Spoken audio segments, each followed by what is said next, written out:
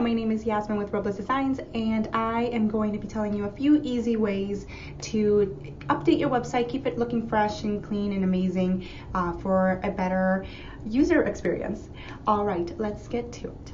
So the first thing you want to do with your website is to make sure your face is on it. This is especially true for coaches, bloggers, anything, even for myself, right? And it's super awkward to put my face out there and to do videos and do all the craziness that comes with business. It's not what I really signed up for when I said I wanted to be a website designer. But putting your face on your website really helps just connect with people. So this is why e-commerce stores, especially if it's like a clothing store, they usually have clothing on a model. It's so that you can connect a little more and see what the clothing is actually like on a person.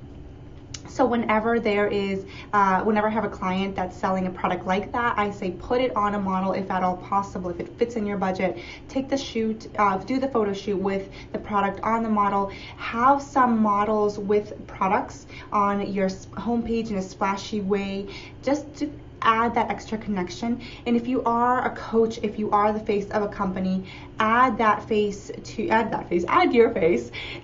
the website, especially like the homepage, the about page. Though that's where people really want to connect and see who is going to be handling their service. So for example, I've seen a lot of websites, and they could be good or bad. A lot of other website companies, they don't have the face of who's working on your business. They don't have like their videos, if they have any, usually don't show a person, sometimes don't even have a voice, or just some of those commercial like videos, which are awesome to have, by the way, but that's all they have on their site, and it's just very generic copy that could fit any other website company. It could fit any other website agency, and there's no real face to the business. Like, you see a background of people working in desks, but you're not sure if it's a stock image. You're not really sure what the heck is going on. You might go to their about page and they talk about the business, but they don't talk about the team members. They don't talk about the owner. They don't talk about who's actually going to be doing the stuff for you. So you want to make sure that your face is on there, as awkward and weird as it might seem. And I'm totally there with you. I have a developer, I have, all these people that support in creating your website, but I am, at the end of the day, the face of Robles Designs and the strategist and the one that's keeping things running. So, putting your face on your website is ideal. It just helps create that connection. It helps make you seem like a real person versus just like a behind the scenes robot. Like, you're not sure, is this person actually like, if you're really pro, and I have no opinion either way, but if you're really pro on hiring someone who's local, but then you're not even sure, they came up for a local search, but you're like, are you actually local? Like, where are you located? Like, where are you really located? Can I see a photo of you in Columbus, Ohio? So you want to make sure that just put your face on there, as awkward as it might be, and then make your email capture easy to use. If you don't have email capture, please put some email capture on your website, and just set up, even if it's once a month emails that you've already scheduled out for the rest of the year. Just make sure to have something up there to send to them. Make sure that you are capturing those emails. And now with your email capture, you want to make sure to make it as simple as possible. If you really think that you're going to use their last name, then ask for their last name. If not, you only really need their first name. If that, you might only really need their email address. So if you do a lot of more of those personalized emails like, hey Yasmin, then you will want their first name. But when are you really going to say, hey Yasmin Robles, or hey Mrs. Robles? Now that depends on your brand, but I have rarely seen any company use my last name in their automated emails, in their email sends. They've used my first name, and others don't even use first name at all. They just send out that email, right? So they say, hey there, instead of hey Yasmin. Personalizing the email, I have a podcast on Digital Hustle Tribe, so you can look that up. There's one on email capture and email marketing. But I would say personalizing the email works better than just hey there, but please don't go all the way or dive deep and say asking for name, phone number, full name, phone number, email address, like where are you located, date of birth.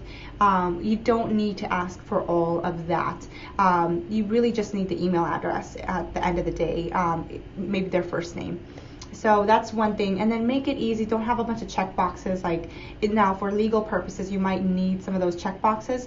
But then once you have established those, you don't have to add any more than is really necessary. You want to make this as seamless as possible for your customers. And then be clear with your call to actions, and please have a call to action, especially on the very top of the homepage at the very least. When I land on your site, tell me what I have to do, because you are designing a website for a drunk, lazy person. You are not designing a website for somebody who's just going to give a lot of thought to your product. They are at work, maybe they're looking at your e-commerce store because they are adding things to their holiday list or birthday list, whatever, and they are just crunched for time. Give them something to do immediately when they land on your page. So whether that is a new promotion, whether that is your new course that's coming up, a wait list, whatever that may be, give them a call to action, have them do something. And so just be clear on your call to action. Don't make it too cutesy. I did that for a while, and I think some of them might still be on my site, but it's really, it has to be on brand, but you can't be too cutesy about it. You just for a call to action button, try to finish the sentence, I want to, and it's like sign up now, register, I want to, and then whatever the button was going to say, like register, sign up now, buy now, shop now. Just keep it simple. And so then a few bonuses. And be proud of your blog. So if you are blogging and you're blogging regularly, just make sure that you highlight some of those posts on the home page. If you have space on the navigation, add them to the navigation. And then go full width with images, with photos. So a lot of, and I don't see many of them doing it now, but right now full width is really in, and I was seeing a lot of websites that do not have full width images, and some of their sites just feel really constrained, and you want to make sure that you are going full width, that you're, especially if the imagery is amazing, you want to showcase it. So go full width with your images, and then go bright if you can with your brand. Bright colors, even if it's a pop of orange in the middle of a bunch of black and white and gray, that pop of orange helps things stand out, like call to action buttons. That's basically it. So now if you are if you're in the process of planning out your website, or you want to redo your site, or you're going to start creating your website, make sure to go roblesdesigns.com and find the free planning course there. It's great, even if you're using a designer or DIYing it, it's great because you'll have all your ducks in a row, and you can really start to understand what it is that you get to do to really enhance that foundation piece of your site, instead of having to, at the end, once the site has already launched, saying, oh, that's right, I needed this other thing on the site, and having to redo it. And then there's also, if you're planning on doing a Squarespace, you're DIYing your Squarespace your Squarespace website. If you've chosen Squarespace as your platform, I do have a course on Squarespace, and you can look at that and see if it fits for you. It's going through the 7.1 version of Squarespace, and I go through everything from starting an e-commerce platform and really some to blog posts and all that. And most of the people have been able to complete it within a week to 2 weeks. So you can possibly, you can technically get it up in a day.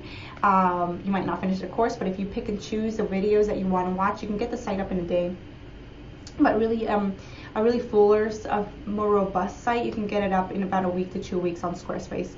So it's a great DIY platform for entrepreneurs.